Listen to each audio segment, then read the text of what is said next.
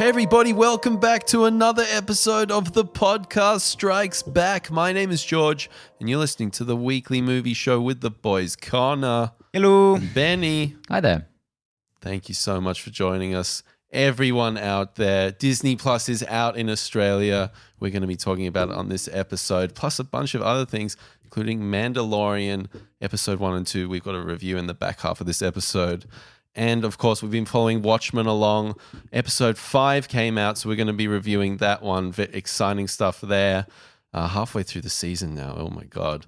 What am I going to do without Watchmen? We've also got a bunch of news. Snyder Cut has been talked about. It's been tweeted. We've got some news on Todd Phillips talking about the Joker. It's doing really well at the box office. No trailers. It's going to be an awesome episode. No trailers. Not a single trailer this week. If you found a trailer this week that we missed, let us know and we'll review it on next week's episode. Hit us up in the comments. But yeah, what we always like to do is catch up on what everyone's been watching. And Benny, we missed you last week, man. I missed you too. We had a bit of a hectic week last week. So Lots of chopping the schedules went out of whack, but now we're back. Now we're back. Do a rap, George. 3 sacks. Oh God. Anyway, sorry. Fuck. Let's just pull the plug. Let's pull the plug on this and move swiftly on. Maybe I've been listening to too much Harmontown, but I genuinely expected like George to be able to just pull out a rap. Like I'm not sure why. No. It's funny listening to the Harmontown. I guess that'll count as part of what I watch because I always listen to Harmontown. Because he's not like a good rapper. Like it doesn't sound like good rap, but he's better than me. But that's the thing. Because if you try to rap yourself, you're like, oh fuck, that's so hard. Like, and he's so much better. To be honest, I can just say I fucked your mama a bunch of times too. But is he rapping or is he freestyling? Freestyling. He's freestyling. All right. Okay. Huh. Fucking apparently we've got like a hip hop tour over here. Me, yeah. Is it hip hop or rap then, or is it trap or whatever else? Anyway, as to what I watched this week, is he rapping or is he freestyling? Okay, boomer. Oh no. That'd be the last time that is mentioned. I feel like only boomers are making that joke now. No, the boom. I watched myself playing a lot of Pokemon Shield this week. You went the Shield route. I went Shield because I bought it with a friend and they insisted that I... Incested. Good Lord. My brother. They insisted that I get Shield because they wanted Sword, and I'm a grown man who still plays Pokemon, but still, as a grown man, I don't give a shit which version I get. I can't help but feel that the only people that do play Pokemon are grown men. Yes. Like, is it particularly popular in like the kind of newer generation? I have no idea. I don't follow video games very closely. It's still an absolute blockbuster of a franchise, so I'm sure it's pretty popular all around. But this game was actually very controversial, it seems. I kind of gave up on watching the lead up to it because... How controversial could a Pokemon game be? People are going to let you know, Connor. Let them know, guys. Let them know. Or, don't. Yeah, there's just a lot of...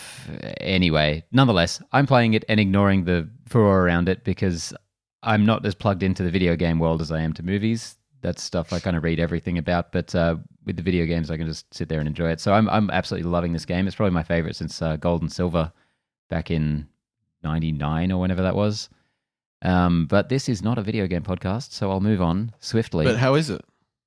Well, I just said it's my favorite since Gold and Silver. Oh, you did? Yeah. Not your favorite. How is it? Like, what? Tell us about the experience. What's it like? The 3D Pokemon. He literally was just like, "Oh, this isn't a." It's really cool. It's very standard of Game Freak and the Pokemon Company. It is not the leap forward that it should be for the big kind of 3D debut on the Switch for Pokemon. We had Let's Go Eevee and Let's Go Pikachu, but that was kind of a remake. It's baby steps with that company, you know? Every iteration of Pokemon is like 60% of the jump it should be, which is always disappointing, but you know it's going to happen, so whatever. Is that just a factor of like them putting out so much content? No, it's just they're incremental. It's like all they do is make Pokemon games. They're not as plugged into like the video game world as some of these other companies, like even Nintendo, who makes these amazing dramatic leaps every now and then. Like everyone wanted this game to be the Zelda Breath of the Wild of Pokemon, and it's just the next Pokemon of Pokemon. Yeah. That being said, I'm really adoring it. I think it's going to be the first Pokemon game I finish since like Diamond and Pearl. Nice. Because I'm just really enjoying playing it. And the new Star Wars game, you on that yet? I haven't got that yet. No, Okay, I cool. decided to just get one of those because Perfect. I'm already way too into video games right now as it is. But I'll probably be talking about that soon. It looks very good. You mean what is it? Fallen Order. Okay, yeah. Starring the Joker from Gotham. Still weirds me out. It is strange, isn't it? Yeah. When they use actors' likeness in video games, particularly playable characters, it weirds me out, man. As for movies, I got to see one I've been very much looking forward to, Noah Baumbach's Marriage Story, starring Adam Driver and Scarlett Johansson. The second Netflix original film in cinemas as we speak, with The Irishman. And I got to say, Netflix is absolutely killing it right now. I wouldn't be surprised whatsoever to see this and The Irishman up for Best Picture early next year. It was... It's a big name, Noah Baumbach. Yeah, absolutely. And there's a reason for that. He's one of the best writers out there. It's such an affecting and real emotional tale. It's basically just about these two characters getting divorced. Simple stuff, but so fraught with tension and psychological damage, and so well told. Any given scene, one of those characters is going to be the protagonist and the other is the antagonist, and it'll switch 5 minutes later, and you'll be completely on the side of whoever is the kind of the point of view character for that portion of the film, which is such a cool way to tell a story, I found. Especially because I can only assume he's drawing from personal experience. I haven't looked into that at all, but just the way it's written, like it must be, whether that's himself or someone close to him. I just can't recommend it highly enough especially as like an acting showcase. There's one scene in particular where everything kind of comes to a head. It's just those two actors, those two leads, and it's so engaging. Cool. Nice. That's a big recommend. Nice. Yes. Should we talk Disney Plus? Because I didn't really watch much else this week, unless you had something else. No, that's it. I'll go through what I've watched Sure. outside of that, and then we can talk a little bit perfect. about Disney Plus. I mentioned last week that I had gotten most of the way through Firefly. We capped that off last couple of episodes. Real kind of gut wrencher just to see how quickly that series ended. But then as a follow up, we ended up watching Serenity, which was the movie that came out, I think, something like 3 or 5 years later after the series had finished, or was finished. And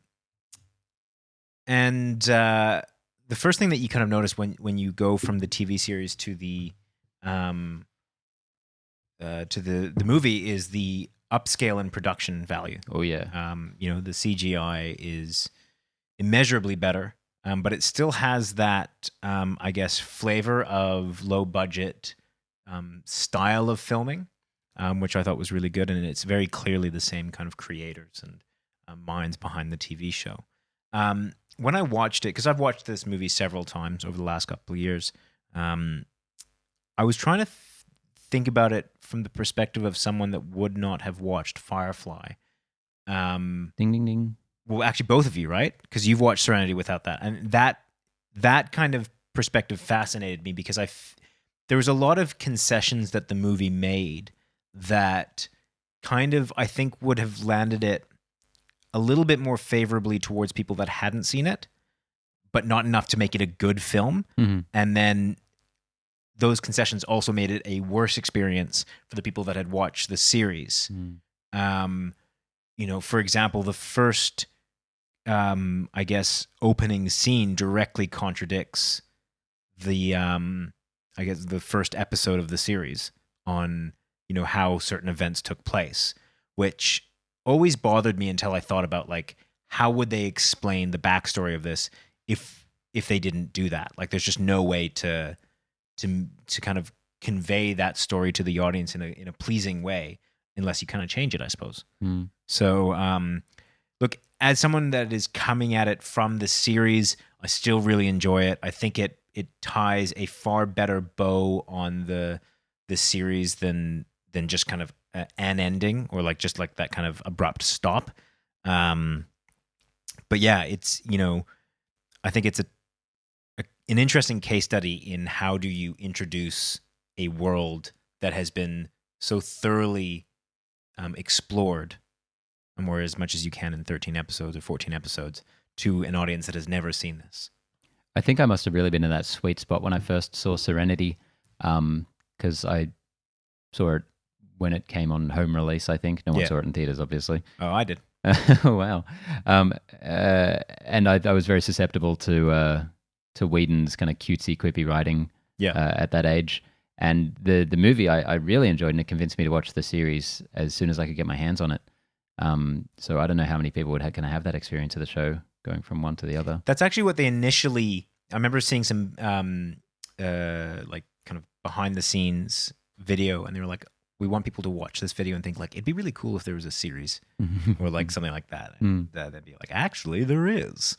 Do you want to see this with a lower budget? Yeah. What did you think of the series, having like come at it after the movie? Absolutely adored it. Yeah. Okay. Obsessed with it at the time. I was so into it. Mm. It was very much one of those like, bring Firefly Black back before it way too many years past. We're like, please don't bring it back. We are now well and truly into that era of you don't want to see that. When you bring something back after so long and everyone's in HD and they're all 25 years older, and it's just like, you're all playing cowboys in space now. Get that 480 back, baby. Yeah. Yeah, I've never seen Firefly, but I have seen Serenity, and this must have been a number of years ago. This must have been 10, 15 years ago. What did it come out, 2004? 2005. Yeah, must have seen it when it came out or close after. And I just didn't connect with anything. Yeah, it's hard. I seemed to be almost like missing an arm or a limb from not having the information from the series. It just seemed to not... I was like, oh, this isn't built for me. It's built for people who watch the series. That's the whole feeling I remember having. But this was a long time ago, so maybe if I rewatched it, I really do have to watch Firefly. It's sitting on my shelf. I own it on DVD, but I've just never watched it DVD on DVD. So yeah, cool. Should we talk a little bit about Disney Plus? Are we going to do our Mandalorian review at the end? Okay, excellent. Yeah, but let's talk about. Yeah, if you want to skip onto that, guys, just jump down to the annotations. I'd like to start, please. Yeah, certainly. Because as we approach the launch in this past 24 hours, I suddenly realized that I don't care that much and I don't want it, because the only good thing on there is The Mandalorian. Well, the only thing I need to see right now is The Mandalorian, which I've already seen through perfectly legal means. And there's like a year before the first MCU thing comes out. So I'm like, I could just leave it for now, especially since, I'm caught up on to what currently is on there regarding The Mandalorian.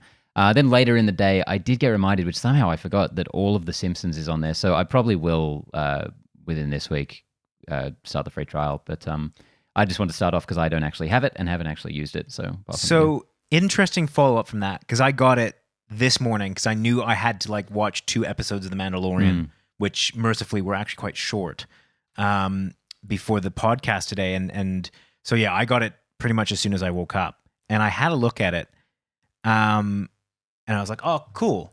And then when I checked up on it later in the day, I had this weird feeling, like after I'd finished watching The Mandalorian and I was kind of just exploring through the properties of this, did I just get ripped off?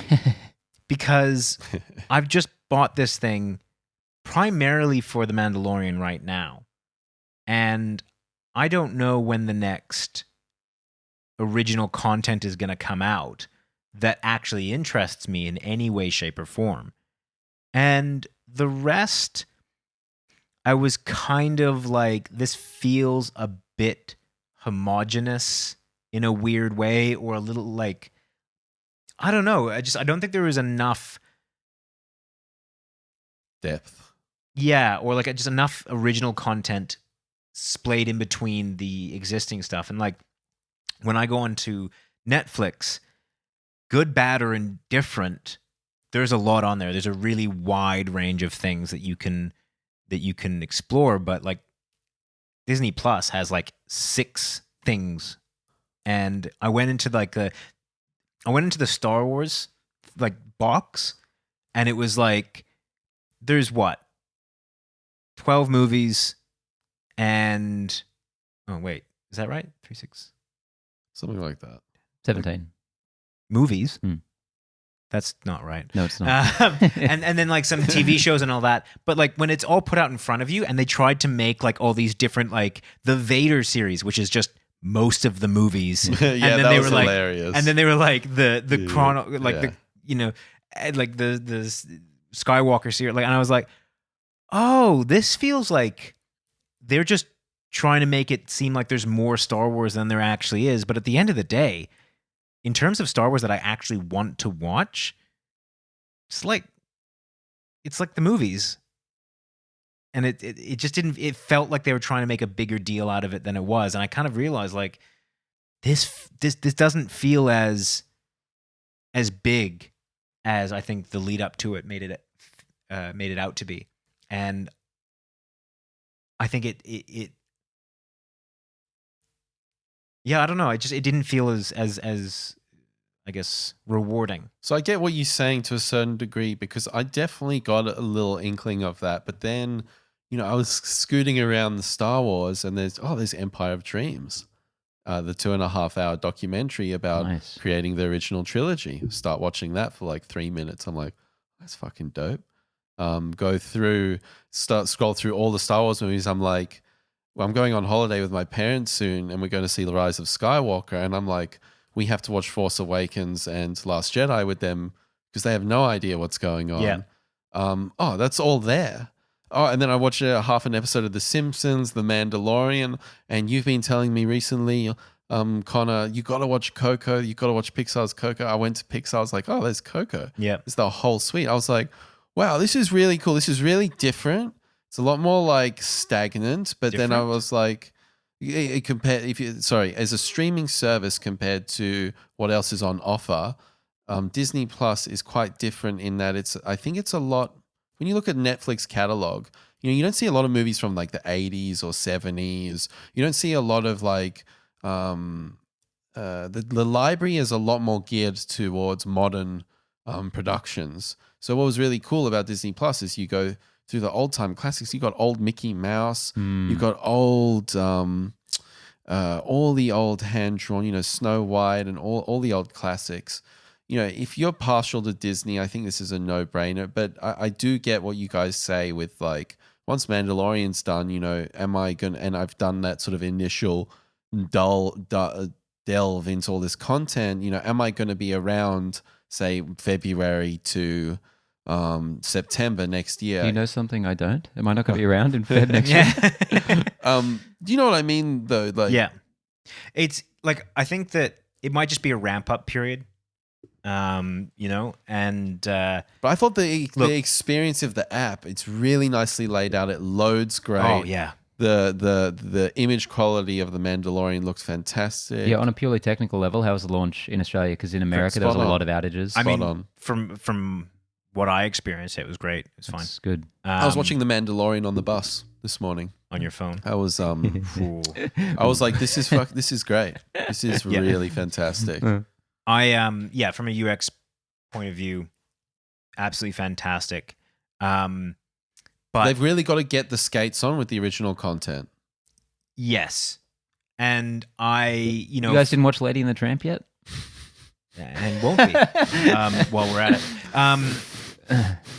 Yeah. So like, for me, like I won't be getting rid of my Prime or Netflix accounts anytime soon. This is not like, I think a lot of people thought, I'll delete everything else. And I think on this podcast that was thrown around like, I'll just need Disney because it's got all my content for the next couple of years. And I'm like, yeah, but no. It's owning what I really like about Disney Plus, and I think the way streaming services are going, is you have to own your piece of the pie.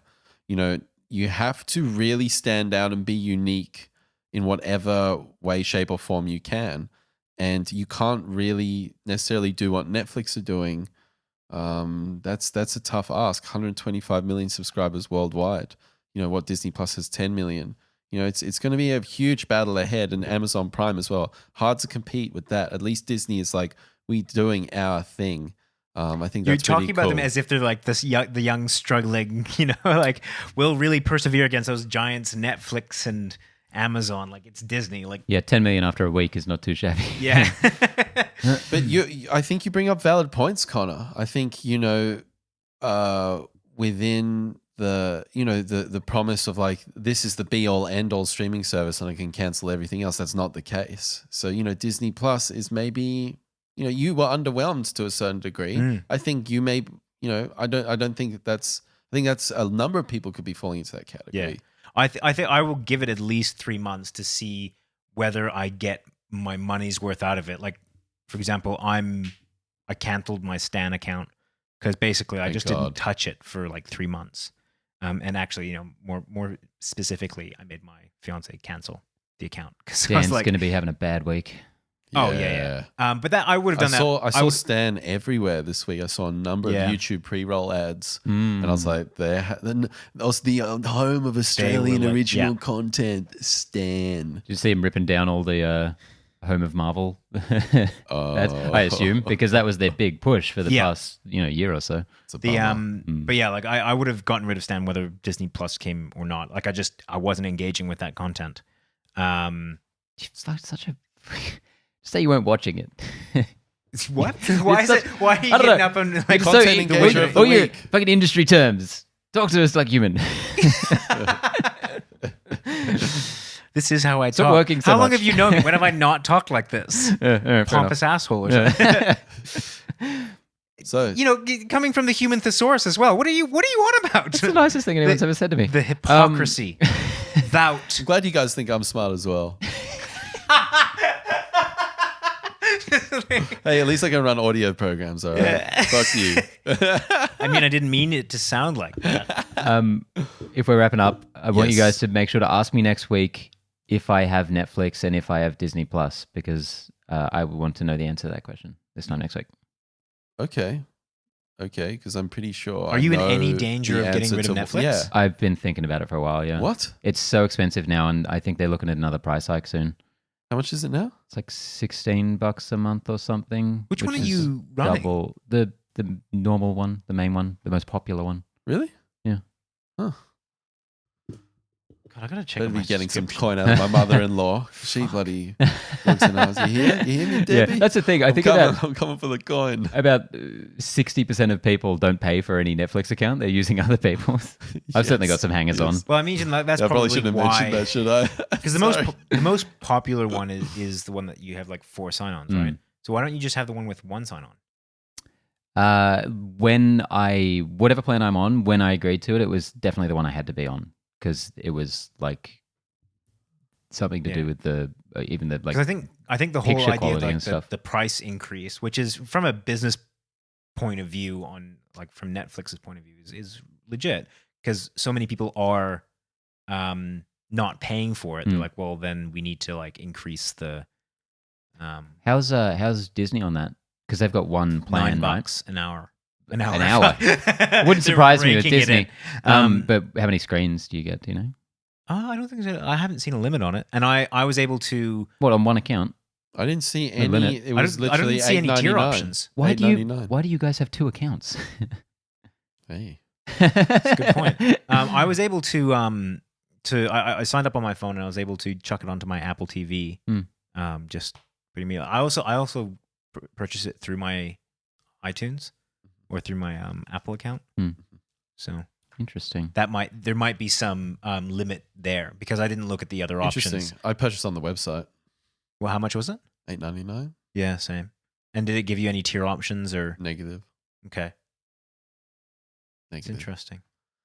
Well, guys, let us know what your experience has been like with Disney Plus in the comments. Us Aussies now in the race. Sorry, UK.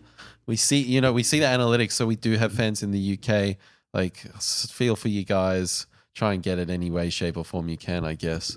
Not condoning it, advocacy, but you got to see it. That's all you're. That's, you got to you're see not the condoning content. advocacy. What are you? Condoning advocacy. See, I do wonder why I didn't call you the human what's wrong with me thesaurus. this week. Don't steal, but you have to see The Mandalorian right now. Yeah. As if you wouldn't have been What he spoiled on said. it already. Like, as if you wouldn't have had spoilers from it already. There's if you so haven't many watched it. At memes least in going some around. way, yeah. I've seen headlines everywhere. Anyway, We'll talk about that a bit later. Should we jump into the news? let's jump right in. No rest for the wicked. No dilly-dallying around here. It was straight to it. News anchor here.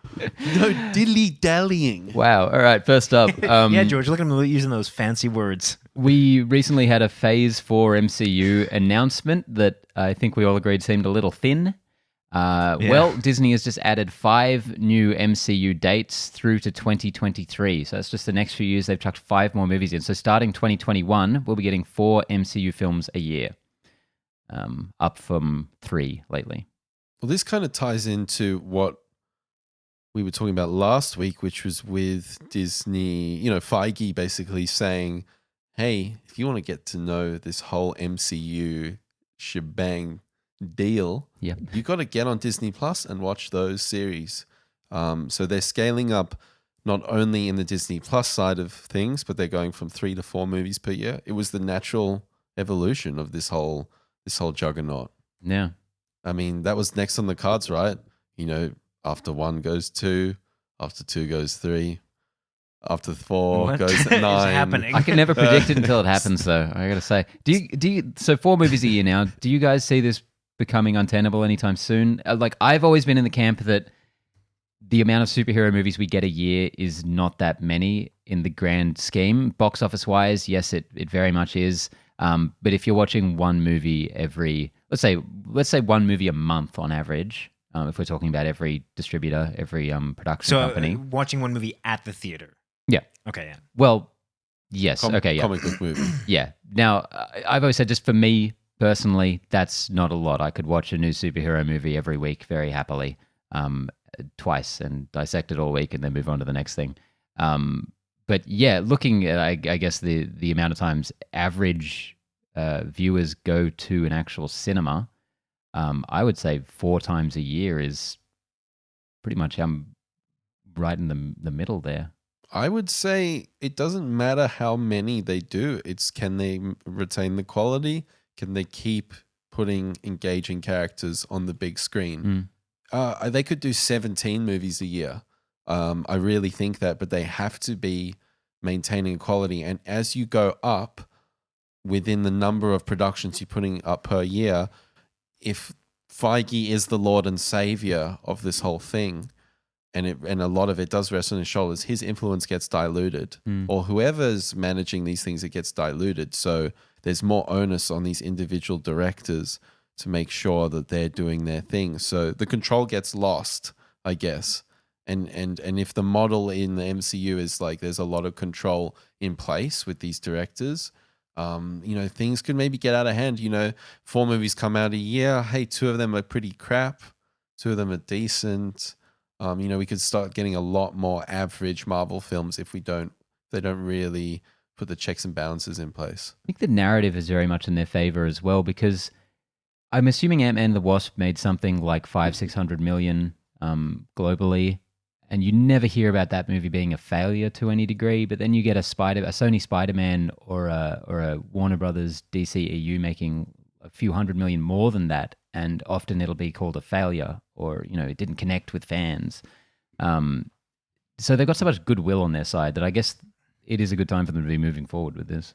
Yeah. Exactly. When did they start doing 3 a year? I'm just trying to remember when.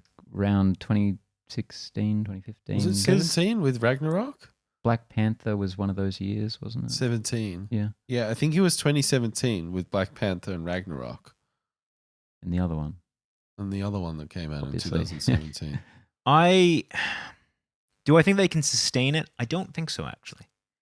To be honest. And I think that has more to do with resource constraints than anything else. If you look at the quality of Black Panther from a technical standpoint, that was something that we all kind of lambasted that movie for. And the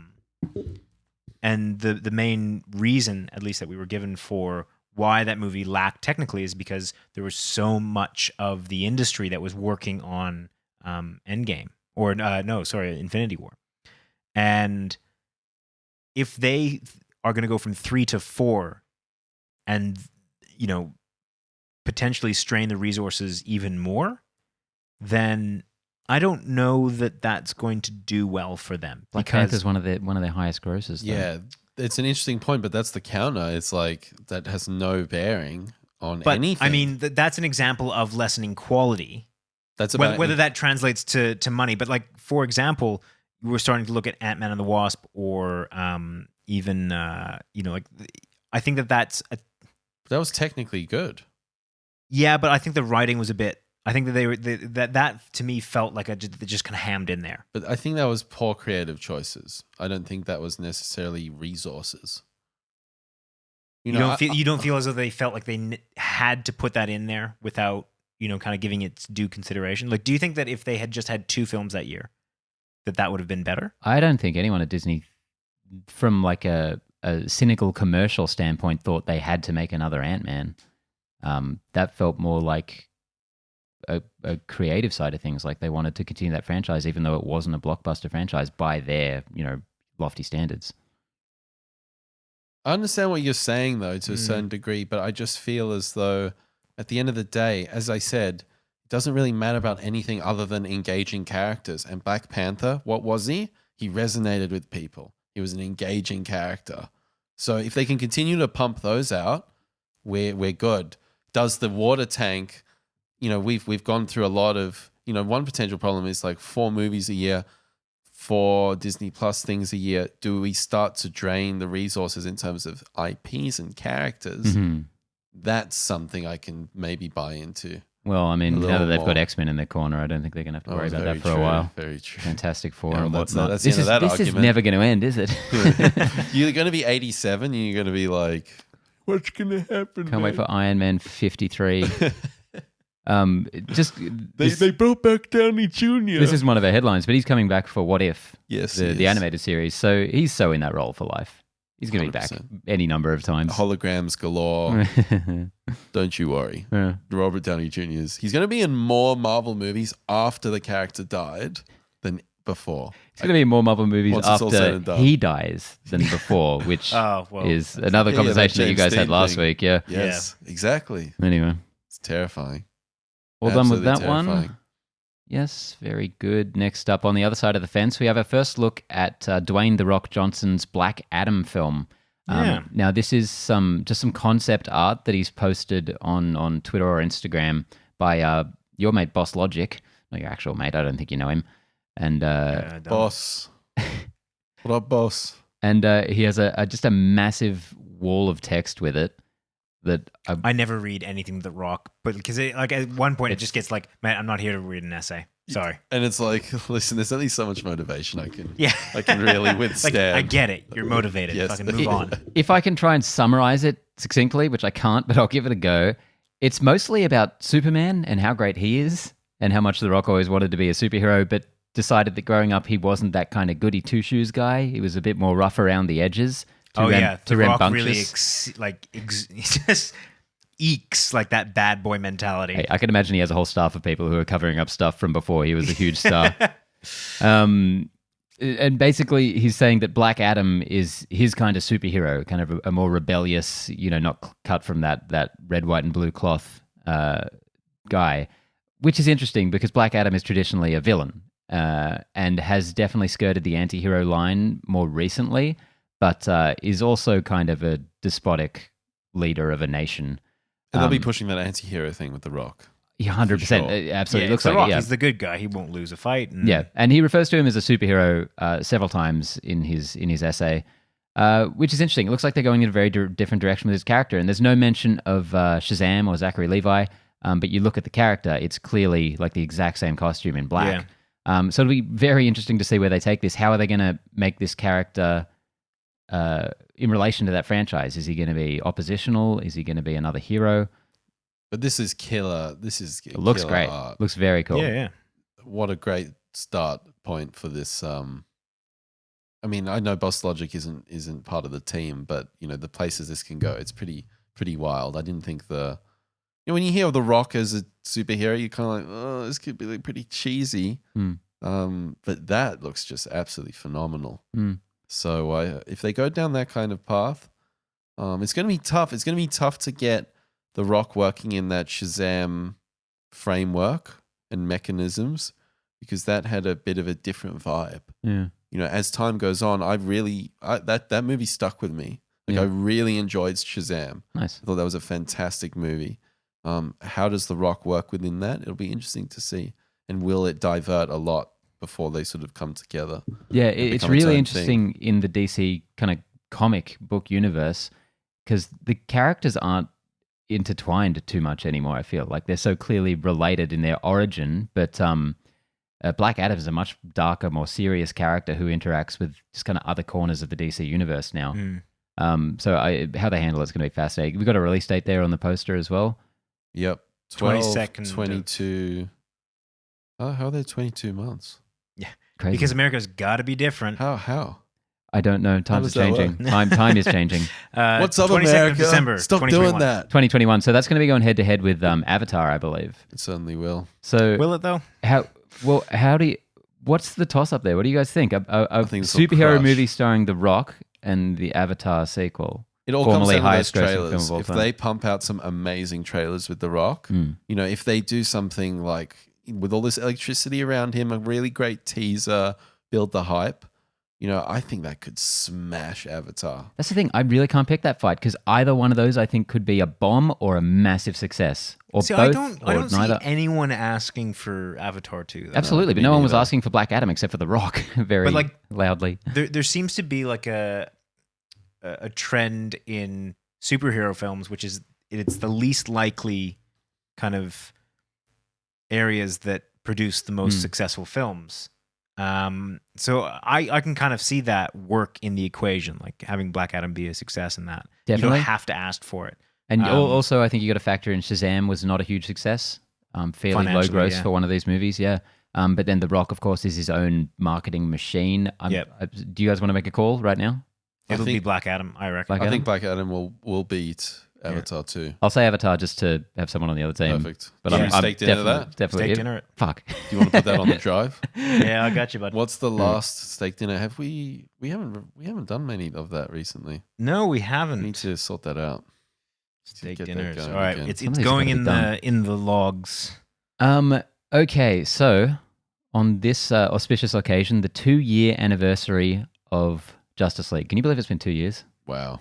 What an Flown ordeal. by.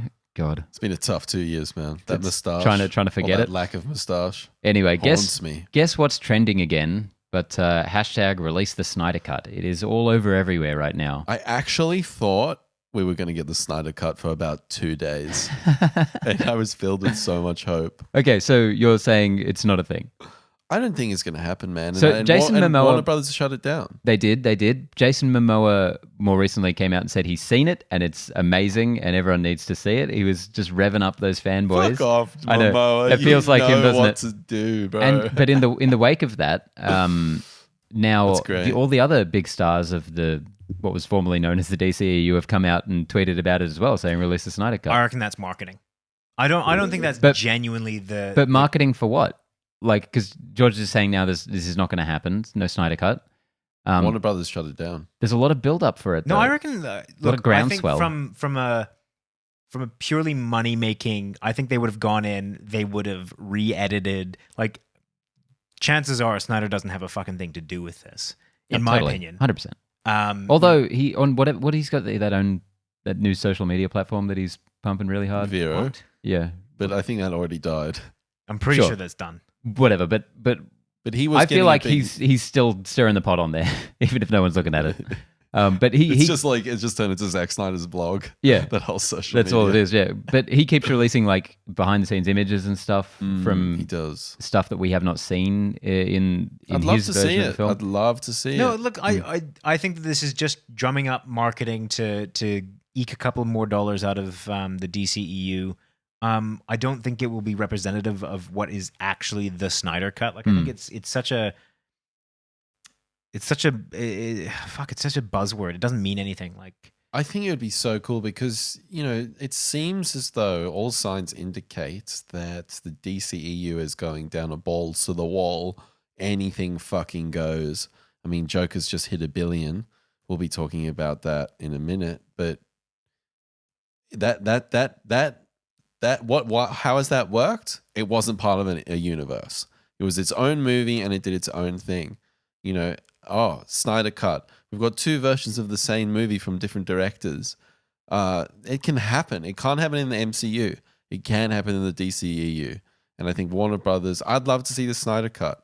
I really would. I actually, as time goes on, I kind of like Batman v Superman more and more. I don't know why. Mhm. I think it's just because it's the counter cult Time goes on. culture with me. But yeah. Well, that being said, they have released alternate versions of several of their movies, like extended cuts that kind That's of very true. dramatically alter them. This would be a very different movie, I'd imagine. Different to the theatrical Yes. version. Yeah, like it would have to be, and It's not just extended. It's like wildly altered plots. absolutely, and it scenes, was a part dialogue. 1 of 2 potentially. And we've gotten so many different accounts of how much the movie changed in production, how much it changed post production, how much Whedon was involved, how different his version was, and it's so hard to know who to trust in any of that. Yeah. But it does feel like this movement, like they are trying to capitalize on it, and it seems like it would almost make sense for them to, even if it is exactly what you would say, Connor, which makes a lot of sense to me. Like they just slap his name on it. I think that in my mind, the idea that Gal Gadot actually gives 2 fucks about the Snyder cut to me is kind of laughable. Like in my head, she doesn't give, like that was someone said, "Can you please tweet this?" Or they went to her assistant and it's like, "Can you please tweet this?" Yeah, the only thing I could potentially see is it does seem like Snyder himself kind of cares about it, even if he's not involved in some capacity. So I could imagine Yeah, of course he them does. maybe 'Cause being it's vindication friends. for him. Totally, yeah, but being friends with him, maybe they actually do support this happening, because the movie, as it was released, was awful, god awful, and I can't imagine any other version really being worse. So, I can't really imagine any version being that much better. no, I can. but I can't imagine it being worse. Yeah, I can't imagine it being worse at all. Like I think BVS is so much better than Justice League. Totally. So we'll just have to wait and see. We'll find out. It may happen. I'd love it to happen. I would like to see it, to be honest. Even if it's just Justice League and they cut out all of the Joss Whedon quips and That'd be great. change the sky's color at the end. That'd be fantastic. They Yeah. could redo the moustache effects. Just deep fake it now. Just deep fake it and you're good. Just release the original moustache footage. It is so much cooler yes. looking. It looks so good. All right, more DC news. Todd Phillips has clarified his interest in a Joker sequel as the film passes The Dark Knight at the global box office. That's insane. That's First of all, mental. that the Joker movie without Batman has passed the Joker, or the Batman movie with the best Joker. What a success story. And how strange things were in the lead up with all the negative press. It's all really come all together quite nicely in the end. Press, negative or otherwise. Press, it was press. just it was the, press. the awareness. Yeah. It was like everyone was talking about Joker. Mm-hmm. You know, that was very much in the cultural dialogue. At least even colleagues at work, people who would never go see a DC film were talking about it. Yeah. So Todd Phillips had a few quotes kind of floating around from the lead up to the film, which were basically him saying this is very much a standalone project that isn't going to spin off into other things. And now he's kind of come out to say that, unsurprisingly, after the success, if Joaquin wants to do something with this character again, he would be there in a second. And I think he's also readdressed that quote, saying we're not like planning a sequel. It's just if that happens, that would happen. Do you think that Joaquin would engage in a project like that without like a genuine story to tell in the vein of the Joker? Because I think we've talked about it, but we wouldn't want like a Joker 2. We would want Joker in Batman. I'm not going to try and predict what someone like Joaquin Phoenix would ever have planned. But Remember that movie he did when he pretended to be a rapper for a year or something? oh my god, yeah, Do you remember that? I'm not here. I totally forgot about that. I saw him on Letterman. Yes. Oh yeah, that was when that weird. actually happened. That was So weird. mind blowing. Yeah. So obviously we have feelings about what they would do with the Joker sequel. I think what their point is that they wouldn't do this unless they felt like they had a reason to do it. Yeah. Because this whole project was kind of born out of that story that they wanted to tell in this way, even though the studio didn't necessarily want to go through with it. So I think we could at least have faith in that, even though none of us, I think, want any more of this. I think if it does happen, as you guys rightly said, Joaquin, he's such a weird guy. I feel like he would only do it if the script is where it needs to be, or there's something there for him. But that's what I mean. Do you think he would ever? Because like, So if it's Their- not their there, whole if it's shtick- not there, yeah, he's not going to sign the contract. their whole believe. shtick is like, this isn't like a comic book movie, right? And if they bring in Batman, that feels like it inevitably will become more of a comic book movie, and I think that will take away from some of the appeal of someone like Joaquin Phoenix. It's going to be tough to get a Joker 2 right, man.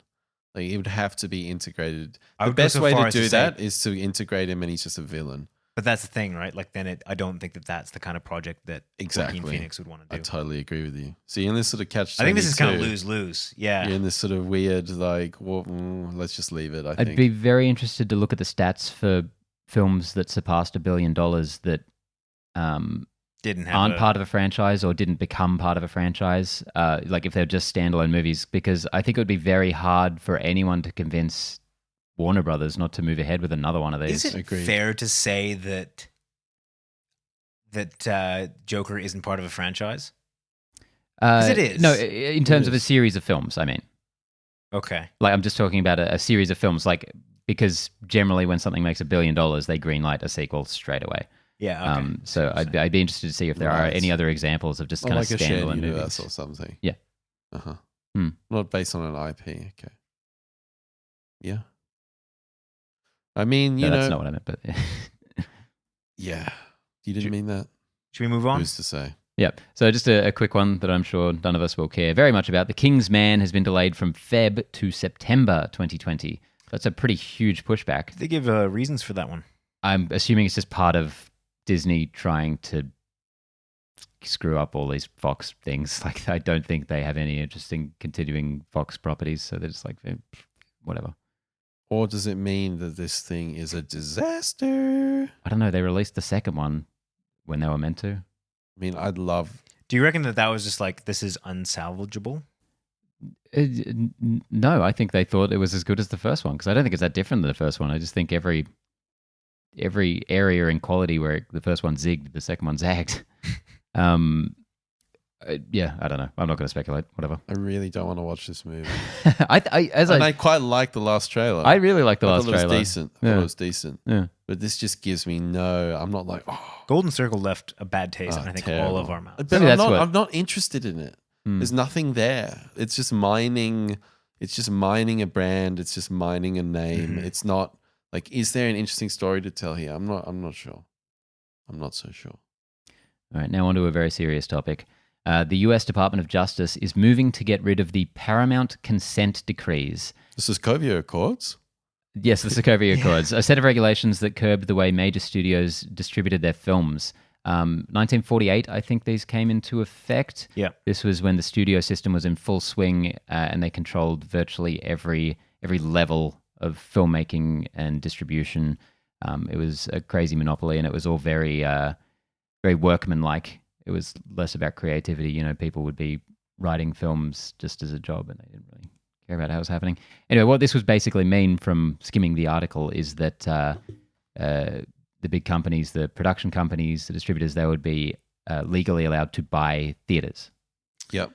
Well, I mean, that, but also define certain ways in which theaters are allowed to distribute the film. So the laws theoretically prevent distributors from, saying you're only allowed to distribute our content, or you're not allowed to distribute someone else's content, or limiting which theaters were allowed to, that kind of thing. Or, as you said, buy their own cinema. Yeah. Now, all signs to me indicate that this is just another move, which I think we're seeing a lot of worldwide in a lot of industries, to just giving corporations more power in the way they operate their businesses, which, as a complete political pleb, kind of always just feels like a bad move to me. It's there's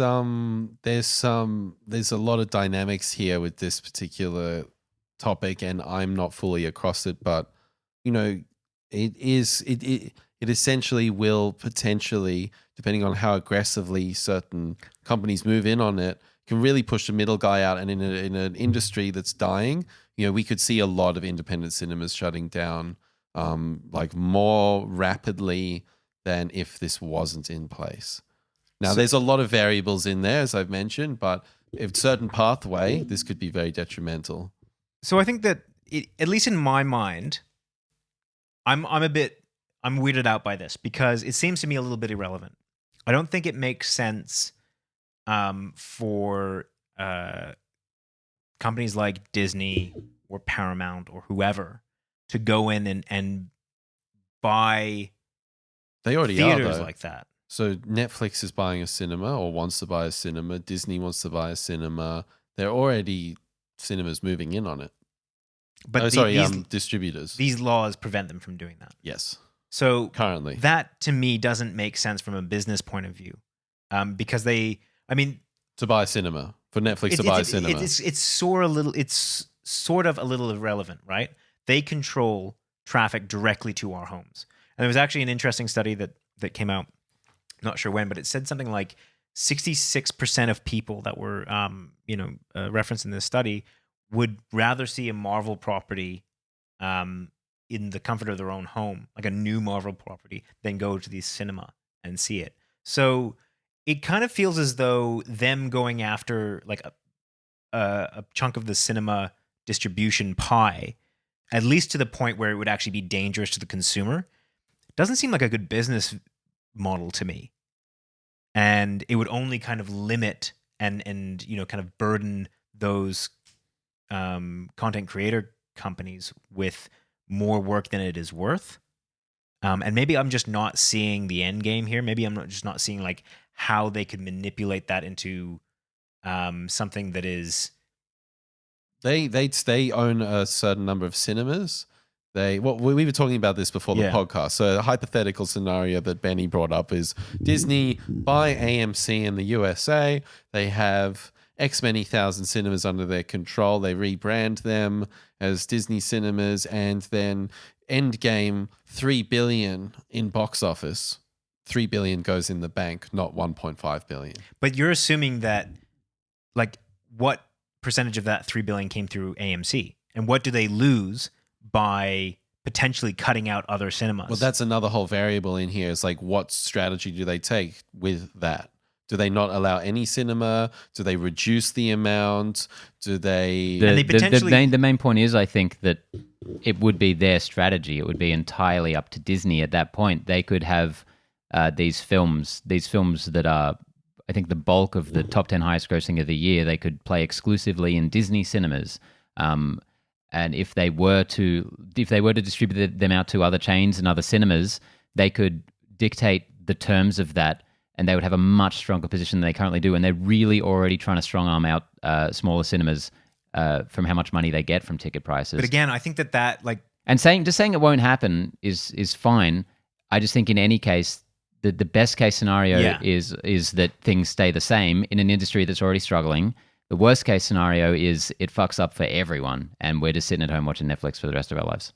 Which is what it's kind of moving towards. Exactly. Like, so this is not going to help all the time. And deregulation is normally, unless there's the regulation in itself is not conducive to prosperous business.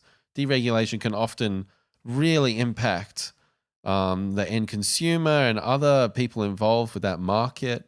There could be a lot of follow-on here. And obviously it depends on a number of things. I mean, conversely, this could save the movie theater industry, because, I mean, Disney might purchase and operate them as cinemas because, from an operational point of view, if they wouldn't be cinemas, they'd be theme park rides. Well, you've been saying, Connor, for a long time, like, cinemas have to up the ante to get people bums in seats.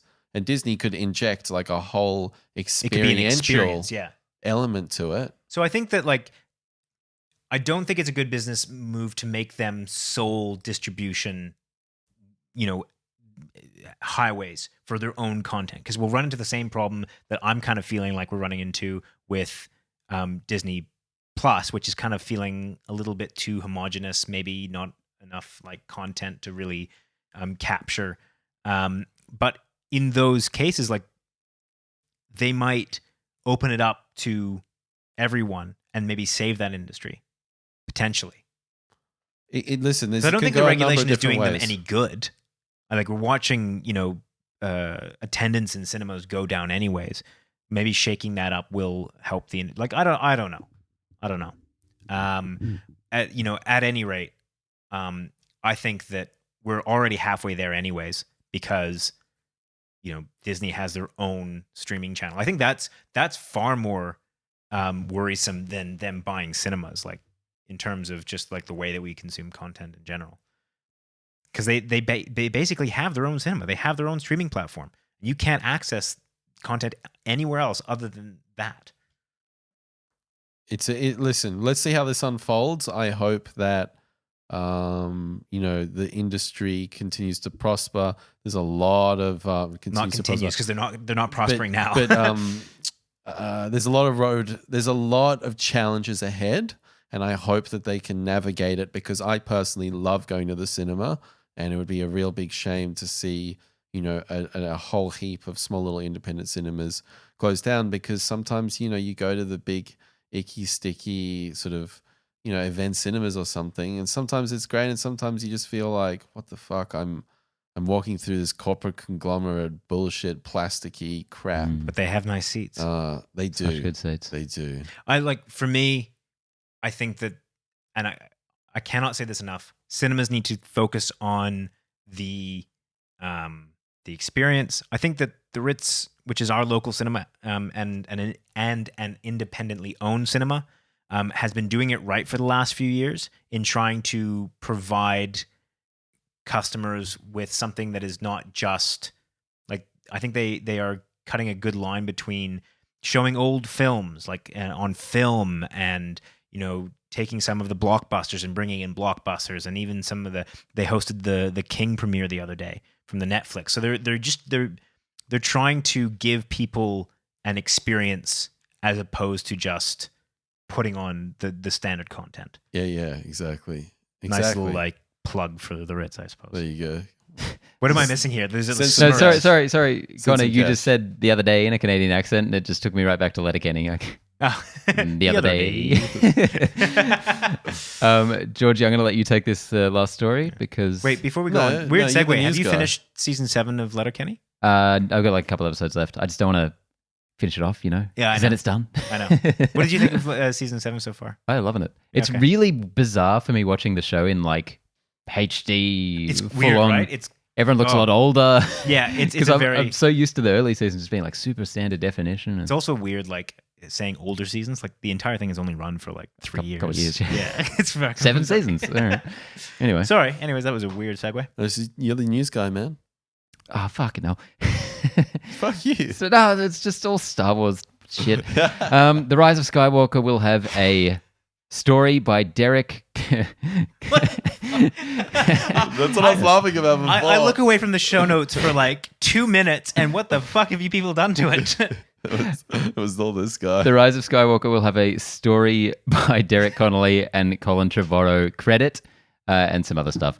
I think this story is about Colin Trevorrow, right? It's about Colin Trevorrow. Good. So the screenplay for Rise of Skywalker is by Chris Terrio and J.J. Abrams.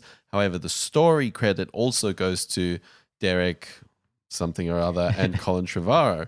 I think this is very interesting because evidently Kathleen Kennedy fired Trevorrow from episode 9 because the script was not up to standard.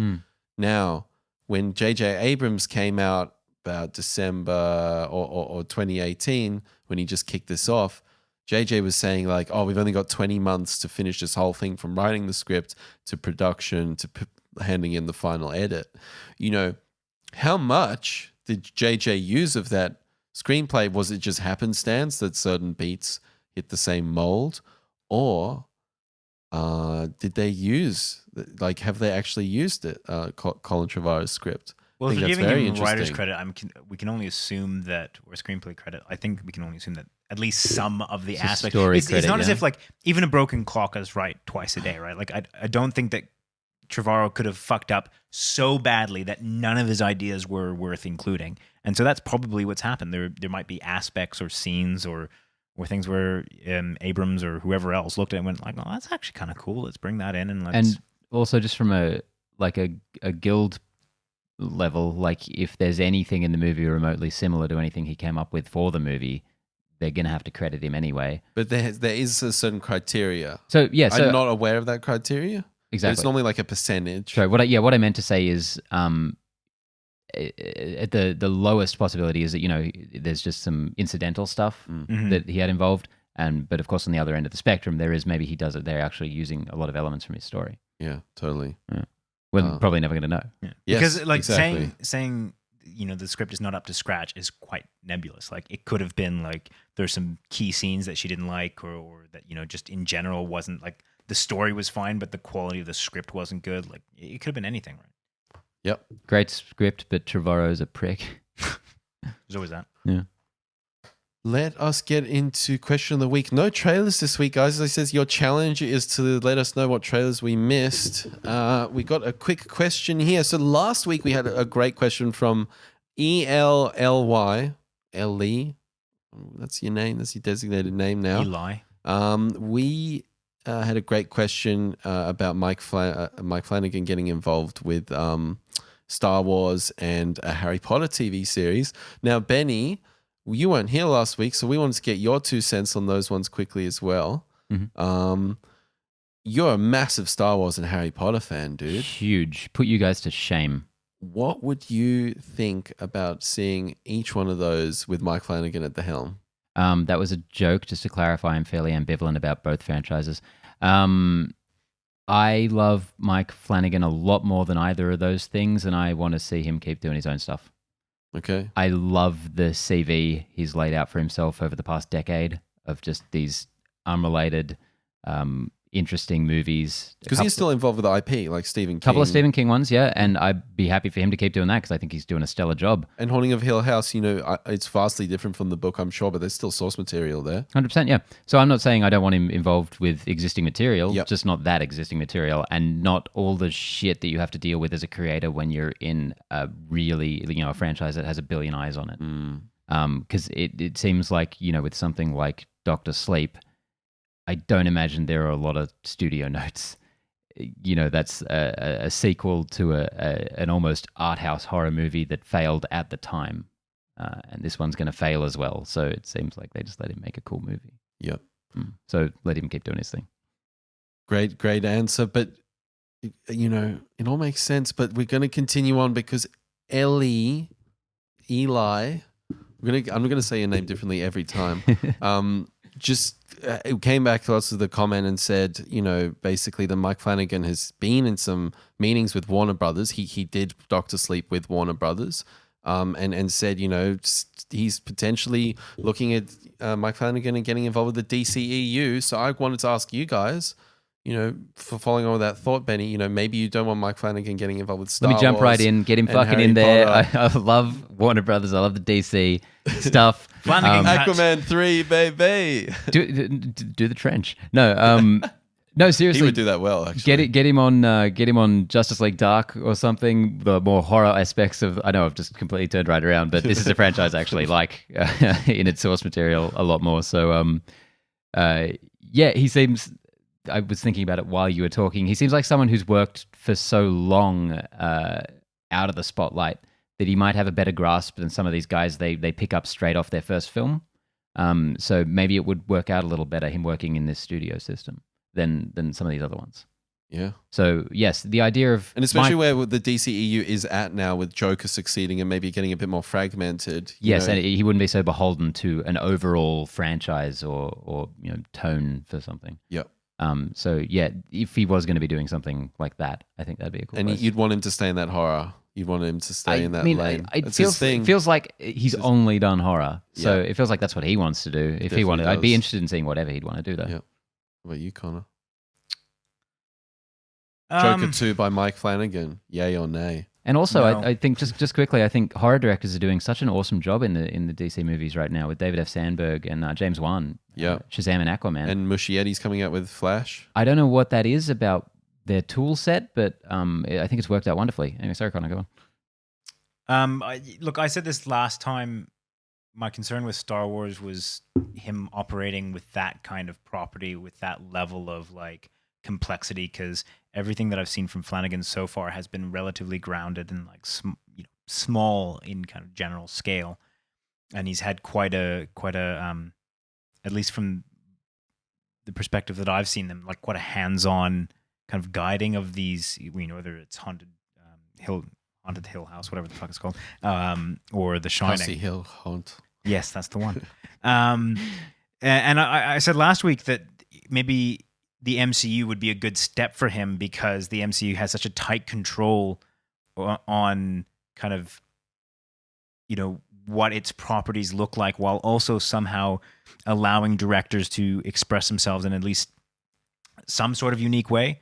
Kind of, if you look at Waititi with Thor, you can clearly tell that there's the influence from the director, but that still feels a part of the universe. So that might be a good stepping stone for him in terms of working on something with a billion eyes, but also being able to express himself. The DCEU, look, whatever. Like, it just, there's nothing at the moment. There's nothing really terribly special about the DCEU for me, because it's got such range in just about everything. It's got some of the worst films. It's got some of the sort of all right. I love that. It's like, I really don't like this thing. I was going to say, the obvious thing is to say some of the best films. It doesn't have some of the best films, but it has some good films. Like Joker was it was a really good film. Aquaman, for its own part, or for what it sought to do, was a pretty good film. But it also, in tone, seems to have varied pretty wildly at times. It does tend towards the darker side, which he might be inclined towards, but do I just want to see more of that? I don't know.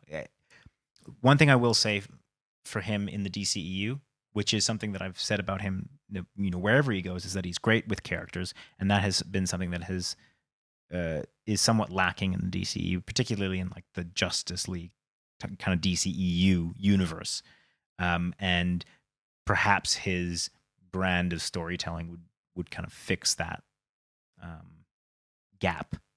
I'm going to keep my answer short. Get in there. Get in there, Flans. But would you rather see that than him take on maybe another lesser known property, or maybe even an original project? Oh, man, I'd love to see everything in between, all around, More Flanagan, the better, man. He was pumping out a movie a year at one stage. Get it back to that level. I mean, when the movies were comparatively small, though. Totally.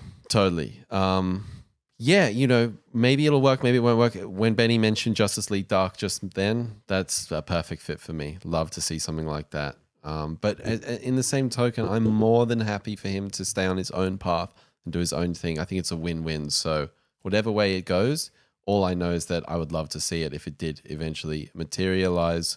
Let's get into our Watchmen episode 5 spoiler review. If you haven't seen it, guys, we'll see you next week, or skip ahead to The Mandalorian. As I said earlier in the episode, head down to the annotations in the show notes. Episode 5 of Watchmen.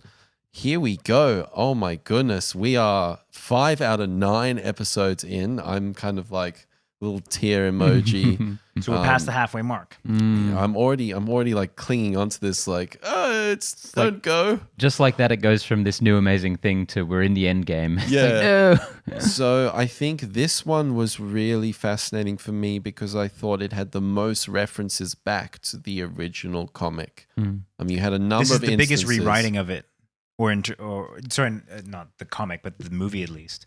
It's the biggest kind of solidifying of the what's come before. And it was something that I mentioned, I think, last week when we reviewed episode 4, which is how are they going to handle people that haven't seen or haven't read the books but have seen the film? And are they just going to give kind of weird little off-putted, kind of side exposition about the squids? Or are they going to really kind of tell a story? And this episode obviously took that kind of really head on, yeah? And from a few different angles, they retold pretty much the entire ending of the graphic novel. Yeah, And I think really effectively. Like there was not an awful lot of exposition in this one that I found to be arduous or unnecessary or anything. It was Really? also heavily based in character, I thought, because this episode follows the point of view of Looking Glass, who's been Wade. very much a cursory character up to this point. And I love that they're switching perspectives like that. It really is like Watchmen. Yeah. Like I was thinking about that this episode. It really is like the comic book because each chapter is so distinct from the last and has a very pinpoint focus. Mm. At least that's what I remember it to be. So there's a nice parallel there.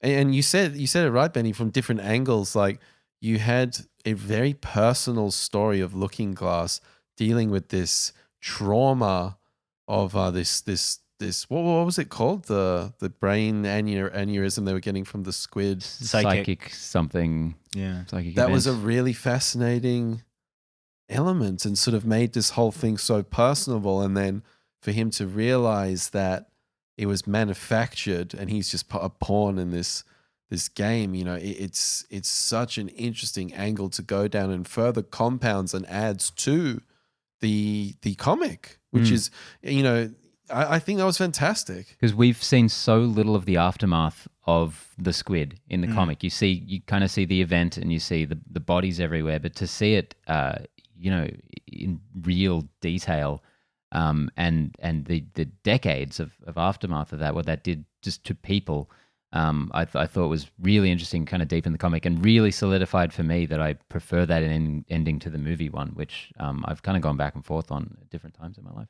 Yeah.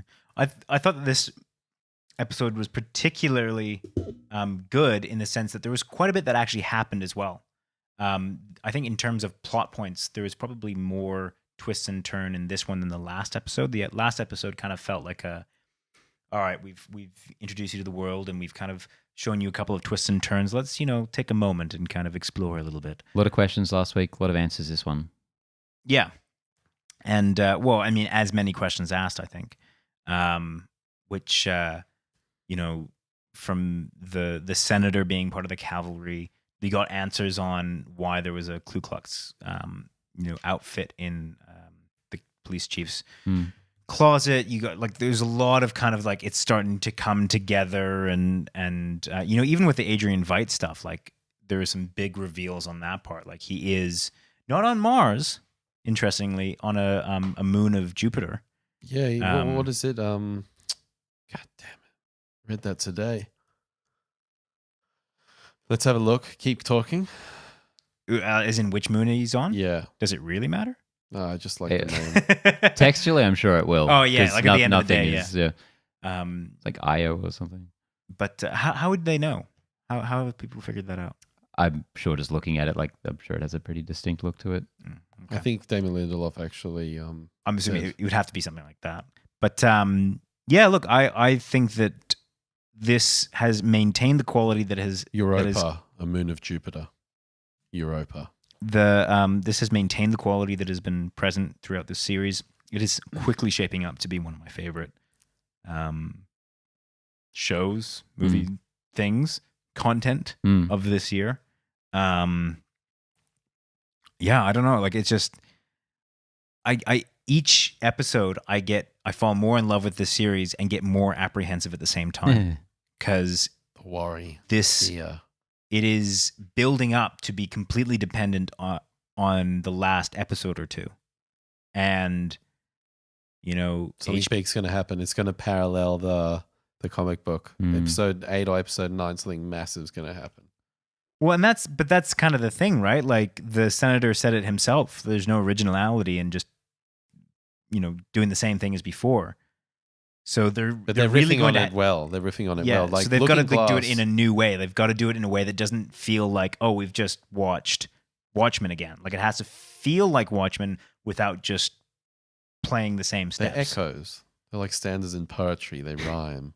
Well, it becomes more apparent why you referred to this show as a remix all those months ago, because that really does feel like what it is, just taking the original and throwing in some interesting new ideas and themes and, making it parallel to that original story. I don't know. I'm so excited to see where it goes and what they do with it.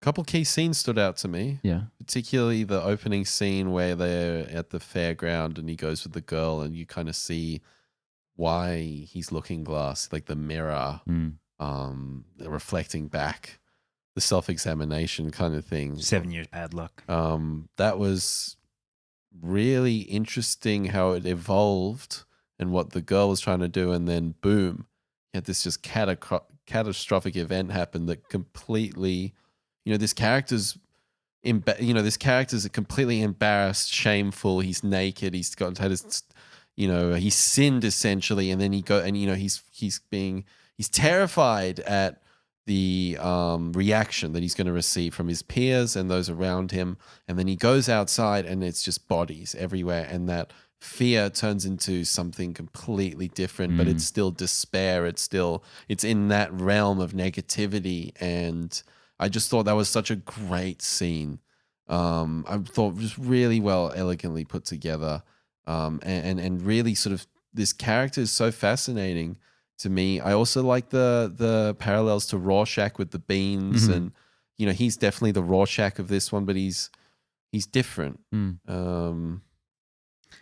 Just fun note as well, the gang from the opening they're the not tops, I think they're called in the comic. That's that gang. It's a large gang, but members of that gang killed the original Night Owl, Hollis Mason. Oh, okay. Comic. So it's just cool little nods to. Yes. You saw that magazine with that Ozymandias interview in it as well. Yeah. Speaking of, what did you think of young Adrian Veidt? I thought that was pretty damn well executed. It's not spot on, but it gets a pass. Yeah, that's what I felt as well. I was like, obviously it's hard to have Jeremy Irons' voice and sound as though you're, younger. 30 odd years younger. Yeah. But having said that, I thought, given what they had to do, they did it really well. Yeah, I thought it was so well executed, just having it kind of mostly on blurry monitors. Yeah. I thought that worked very well. And the character's reaction as well was really what sold it for me. Yeah. How about his little message on the moon? It all kind of coming together. You're like, oh, fucking all right, gotcha. And what do you think he was spelling out? What did it say? Help me. Yeah, save and then me. You see Save me. and there was a D. So yeah. What's the rest of that? Save me, Dr. Manhattan. Save me, Dan Dryberg. Okay. I feel like, my assumption is that he's been put there by Dr. Manhattan. Exactly. Yeah. But it'll be interesting to see how that all wraps up. Mm. I think Manhattan will arrive. Now that I'm thinking about it, with my prediction earlier, Manhattan arrives at the end, or is impending at the end of episode 8, arrives episode 9. And that's like the surrogate squid. That's the parallel there. Some catastrophic event happens there. Mm. Maybe he arrives and that just feels like big. It has that same kind of feeling. Just for my own, I guess. Oh, no, actually, I was going to ask about some information about the comics, but I think I kind of want to continue this on not knowing too much and see how, maybe. Could you ask me and I won't answer out of interest? Yeah, no, I was just going to say, what was Dr. Manhattan's involvement with the squid? Like, he said it was of his own making, Adrian Veidt. Like, did he make Dr. Manhattan make the squid, or like, how does that? Anyways, there's a lot of. I don't want to know. Okay. I think it would be worth As I you just knowing. said, I like- think it's important to know the distinctions between the comic and the film. Veidt is like making, like he's got like this tiger that follows him. He's in genetic. I just said he wanna doesn't know. want to know. I just said I don't want to know. Yeah, but you should know. You No, absolutely No, I don't, should know. because the There's- whole point is You like should know. I want to, because there's a It'll lot of make- people that will that will be watching this that haven't I don't read think the they're comics. worrying about that too much, though. Yeah, I don't think there's any value in knowing how things play out in the film, not the comic. I think watching it without knowing either could be interesting, but But I think that there's a lot of people that will not, like myself, that will not have bothered to watch to read the comic, that will have watched the film, and I am personally interested to see how they address that, because they did address the squid, right? They didn't just play it off as they have to think about not only people that haven't seen either properties, but also people that have only seen one or the other. And I think so It's a far fair they're doing a point. really good job of that. Like, I'm not feeling like I'm behind. I'm not feeling like I don't understand what's going on. There are certainly like questions that I probably have an extra question or two per episode that maybe you guys don't have. For example, who are these weird, Japanese writing gang dudes. But like, personally, I'm interested to see how they address some of the questions for someone that hasn't read the comic. Great ending to the episode as well, I thought.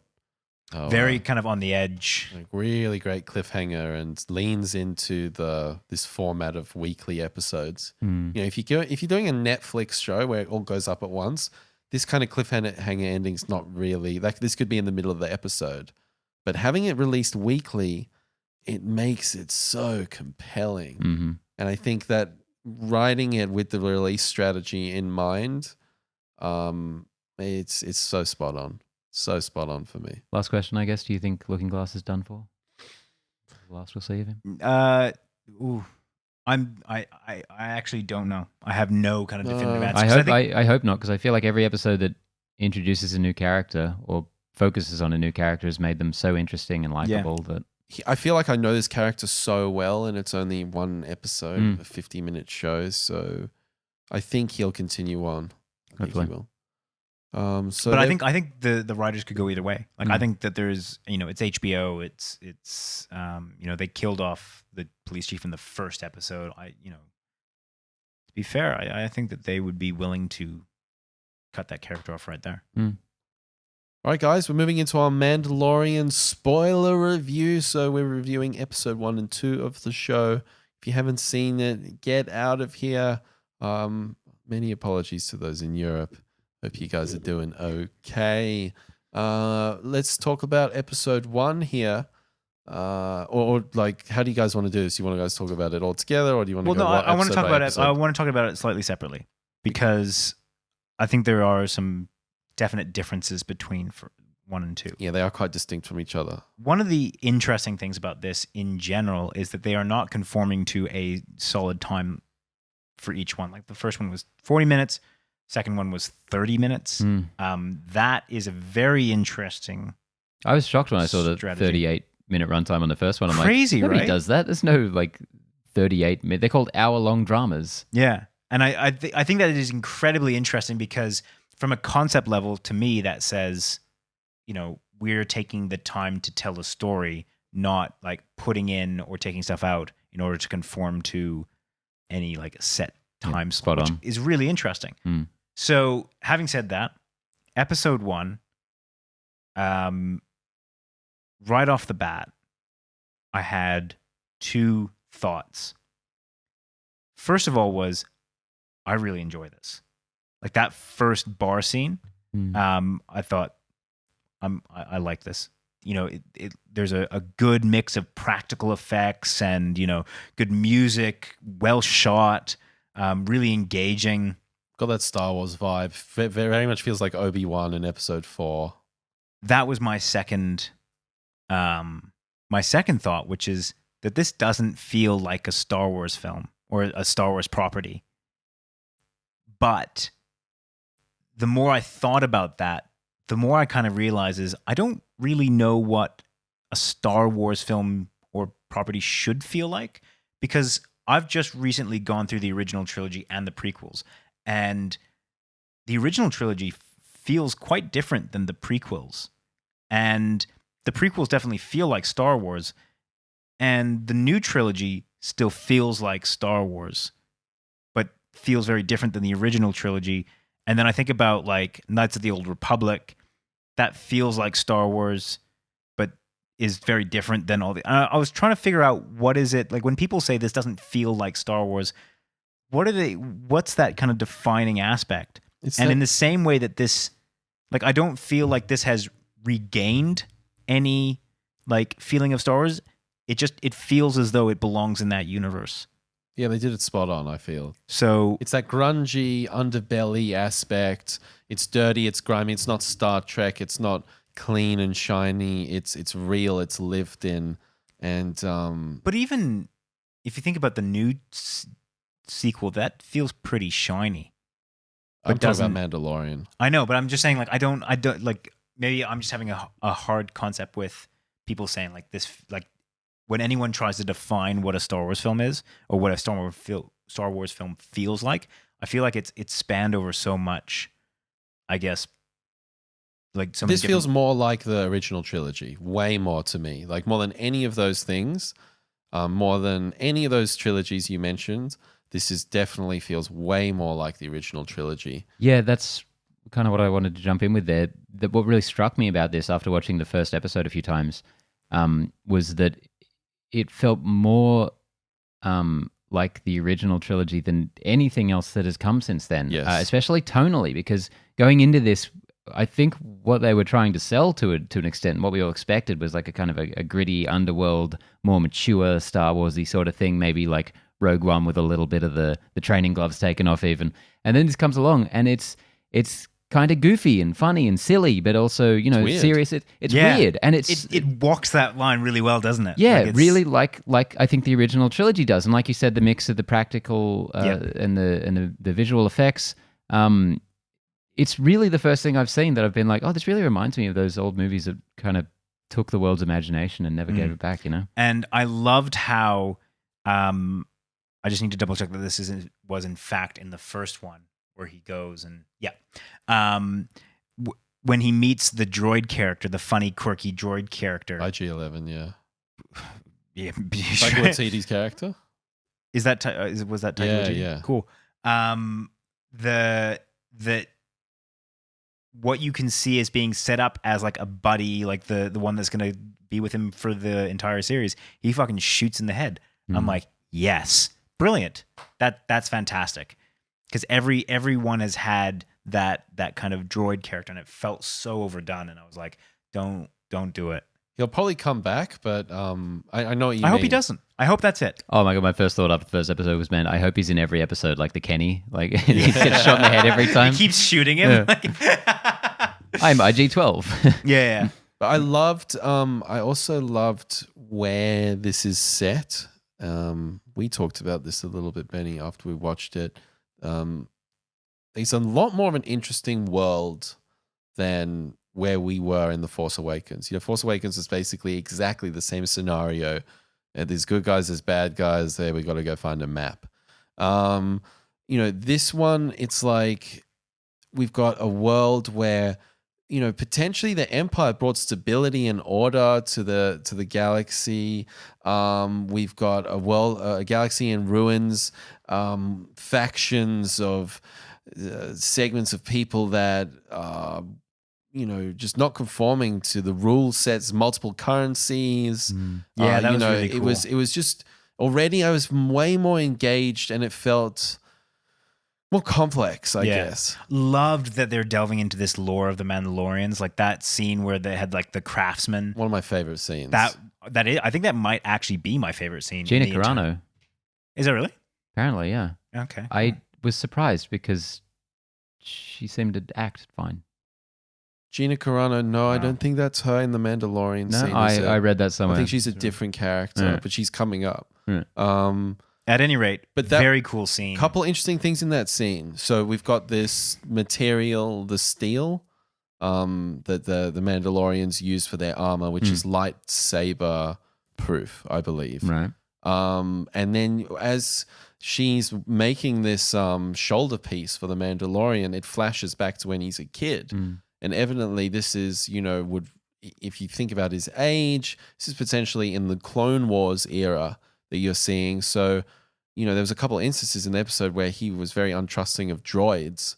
Potentially the reason for that was the Separatist army maybe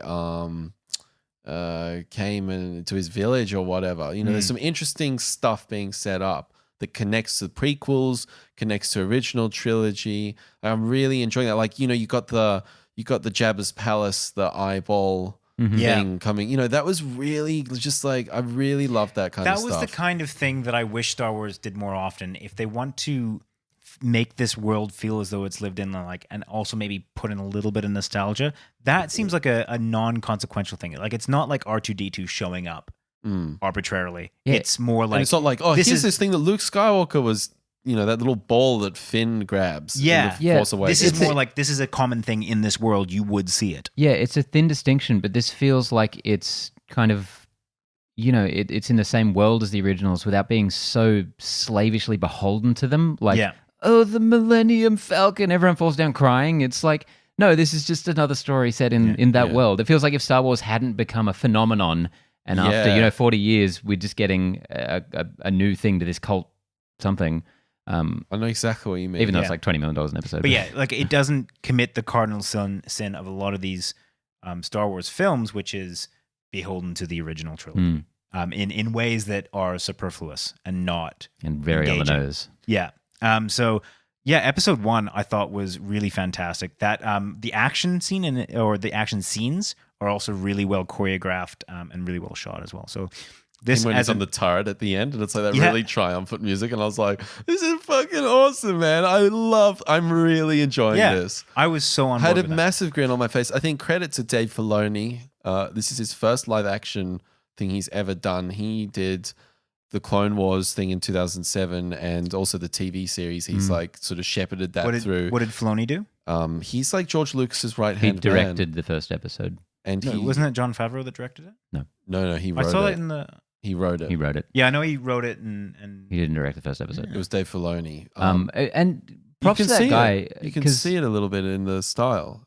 Some of it feels like an animated TV series. Which I liked. Yeah, I really like the way it's put together, honestly. It feels like a really well... Like, it's going to sound like an insult, but it's not because of the world we live in nowadays. It feels like a fan film at points, though, the way it's put together. 2 questions. First of all, do you think that this might have been part of the story, or this is kind of like the skeleton of what the Boba Fett movie was going to be? Potentially? Potentially. Totally, yeah. I don't think it feels like it, but potentially. I don't feel like it's a coincidence that we're watching a story about, not Boba Fett and not IG-88 dealing with not Yoda. Yeah. Like, it feels like they're being careful about the brand. Yeah. Yeah. And the the other question was, does this retroactively make Boba Fett a better character? Because I have always had a real distaste for how popular that character is for being so utterly useless and so unremarkable, apart from the cool way that he looks, which is the only reason that he's ever really garnered any kind of fandom, I suppose.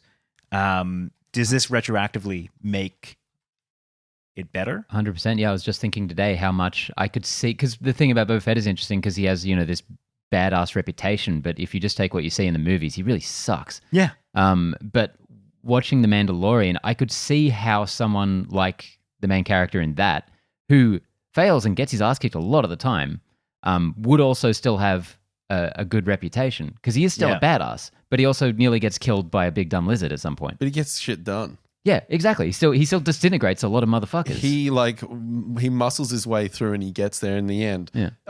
So just quickly, Pedro Pascal confirmed the name of the character. Din Djarin. He could still be Boba Fett for sure.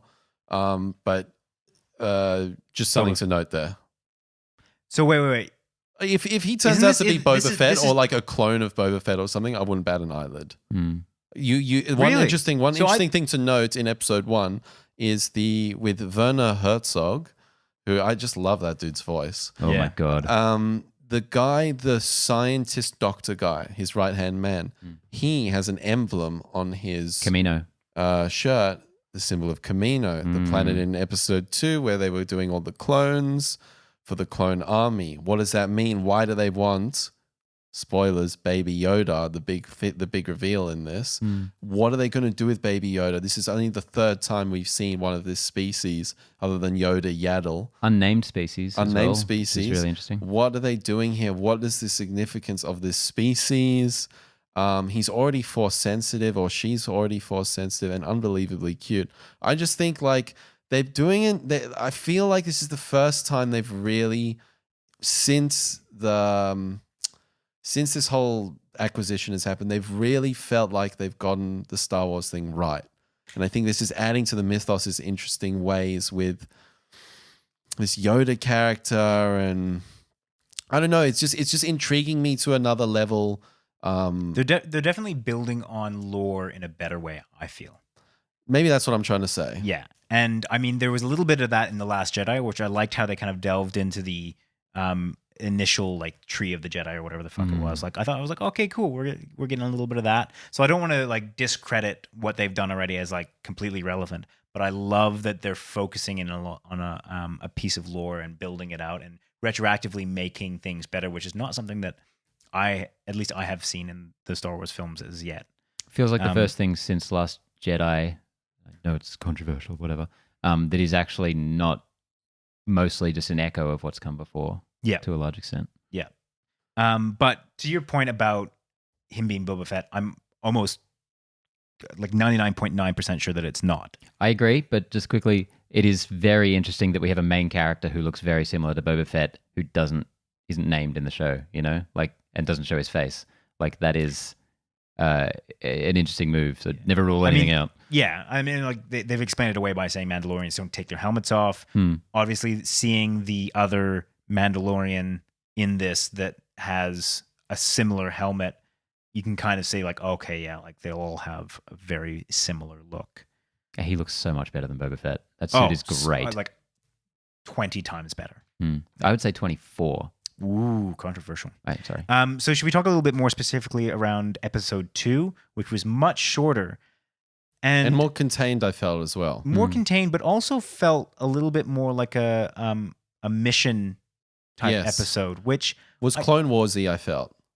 It felt very much like one of those Clone Wars episodes where it's like, okay, yeah, here is our goal for this episode. And it's very self-contained and it's this little mission. Yeah, and I don't know whether... Like, I much preferred episode 1 to episode 2. It felt like a dip to me. And I think a lot of that has to do with just kind of the nature of the plot in general. It felt like episode 1 should have actually been an hour and 10 minutes and should have included this, or an hour and 20 minutes and it should have included this. That would have felt more like a drawn out, proper kind of story. Does that make sense? Like, no, because you've got to finish on that hook of the little baby Yoda. But that's the only reason I can think of to not make it an hour and 20. I think what I enjoyed about this episode was just kind of like for all my complaints about the Clone Wars, I do like a lot of it, and I liked that we had this really sort of quite dense first episode. And hey, here's just a fun little adventure with the Mandalorian. Got some Jawas. Like, it just felt good to me, and I was really happy to spend time there. I've watched episode 1 3 times. I've watched episode 2 twice. So I'm just really enjoying this. I didn't dislike it, but I just feel like, if you're going to do this week by week episode thing, right? And we just finished talking about the Watchmen, about how every episode feels so complete, but also continues on the story, and like just it's a good time. I feel like if I had waited a week to watch this, I'd have kind of been a little bit like, this is a dip. Like, this isn't quite the same level of quality, or I'm not getting the same amount out of it. And I think that wasn't that noticeable of a dip. I don't think it's as good as episode 1, but I do think it was like a really solid episode, and I really enjoyed it. Particularly Baby Yoda. I can't get enough of this little critter. Didn't really do anything though. Yeah, well, he saved the day at the end. She saved the day at the end. I don't know what it is. Episode 2 made me like the series a lot more than I initially did. For whatever reason, I love the difference between the 2 episodes. I love the running time difference, especially. I think that's really interesting. I love that it was so interesting to watch a show that is just about this one character, essentially. Yeah. Like, in this age of huge ensemble casts with a million things happening. Not to say that that's not great as well, but it was really kind of refreshing to see. Yeah. And I love that it was this one tiny little mission. I love the scope of this show. It's so I don't know, something we haven't seen in Star Wars too often. And like you said, Georgie, that Baby Yoda is amazing. I think I need the toy. I think they're going to make $1 billion off that likeness, which is horrible, but it's true. I also think Joe Dante might have a pretty significant legal case against them, because it's just Gizmo from Gremlins, but so green. Close. It's so close. It's ridiculous. It's ridiculously close. Yeah, like, it's so much more like Gizmo than Yoda. Yeah, I don't disagree with any point that you made. I kind of want to wait until episode 3 to see if it blends. And you know what? This, like, having just seen the first 2 episodes, this feels like something that shouldn't have a staggered release. This feels like something that should kind of maybe be released all at once. again, I'll wait until like episode 3 and 4 before I kind of confirm that comment. But like so far, I don't see any real benefit in there being a week in between those two episodes. I just love going back to rewatch. You know, it's like in that Watchmen podcast, Damon Lindelof talking about each issue came out a month apart. So he read issue 1 like 17 times before 2 came out, and then you reread 1 and read 2 again. And I feel like the same thing's happening again. I've watched these multiple times over, and I'm getting a lot out of it. I know what you're saying. Like maybe the density of the show's not on the same level as Watchmen. But let's see. Will we get a 45-minute episode? You know, potentially. Who knows what are the parameters where the show can go? It's not even the length that really I'm interested in. It's going to be like, what is the feel of this episode? Is there a particular reason that it has to be, again, a week apart? Because again, I agree with you when you're talking about Watchmen about a week apart makes sense. You can rewatch it. There's density to it. There's relevance to that. There is here as well. Yeah, but not nearly as much, at least in my opinion. And you can Depends what rewatch you're looking things. for. Yeah. Yeah, it depends how deeply you want to read into kind of the Star Wars universe, because that's a whole There's a lot other of Easter thing. eggs in here. Um, Can we talk about off-world Jawas for just 1 second? Yes, They're please. not the same Jawas. They've got red eyes. Yeah. So interesting. Still keeping it to the New Hope, keeping it to original trilogy. Subtitles as well, though. Oh, That was yeah. interesting. Did you notice that? Interesting. That was something that felt very un-Star Warsy No. Yeah, we had subtitles in episode 1. With for Jawas. No, not for Jawas. Not for Jawas. For who? Gungans. Sorry, not episode, like the episode 1 of The Mandalorian. They had the characters speaking with subtitles, the aliens in the bar. Oh, maybe they did. This one is just the one that kind of struck me as like, as kind of like, oh, that feels very un-Star Wars like, because it's always been like someone's kind of played the translator, or you've kind of had to grasp it from context, which I've always kind of enjoyed with like the droids and that. Yeah. This is the first time you've seen like an alien talk, at least that that I've noticed. I can't believe how much I'm liking Pedro Pascal in this role. So good. With Oh yeah, on paper, how little he seems to have to do. I don't know how often he's even in the suit, because he has like 2 body doubles credited, I think. But whoever's in that suit, the physicality that they are Spot on. showing is so good. yeah, and his line delivery is so fantastic for well, we're just looking at a static mask the whole time.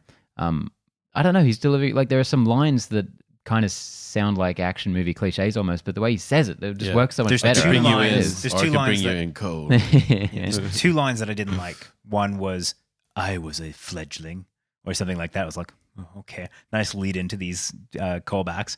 Youngling, fledgling. Whatever it was, yeah. And then the other line was like, he's like, "I can't put it down. Like, I'm a Mandalorian. Weapons are part of our religion." I was like, okay. But I mean, like, they're not particularly egregious lines. Like, I'm not. I think he's so But spot on. you are right, which is that the tone of his voice, or whatever it is about his voice, just kind of like you got me. I don't think I've liked him since Game of Thrones. I feel like most of the other roles, like Kingsman 2 and stuff, I'm just like, I'm not sure about this guy anymore. That's right.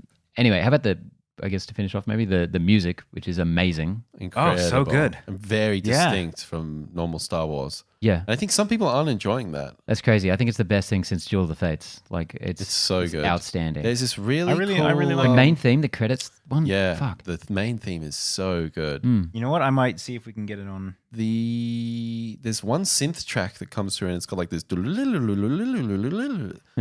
and it's just so not Star Wars, but it fits perfectly. I tip my hat to what's his name? Black Panther. Ludwig Göransson. Ludwig. Well done. That dude. One final thing. Loved the Houdini egg. Them just like cracking this egg open and Like just getting eating into it. I it, thought that was yeah. fantastic. And final question: what's going to happen with this little Yoda guy? There's going to be some morality test for the Mandalorian. Does he give him over or not? I think that's going down an interesting path. Are you seeing that as well? Absolutely, yeah. I guess specifically, I think he'll probably give him over and 5 minutes later try to break him back out. Sounds about right. Yeah. That's how it goes with these guys. Because he's a bad dude. He's killed a lot of people so far. Are you employed in Hollywood? He should be. Yeah, you really should. Yeah. Well, there we have it, guys. A mammoth Mometh. episode. we are going to be reviewing a lot of streaming stuff moving forward, so this is a lot of fun. Let us know what you thought of The Mandalorian. Hit us up in the comments. Hit us up with a question for next week's episode. Don't forget to go watch our Dr. Sleep review. We'll be back next week. Connor. Bye. Benny. Bye. Bye.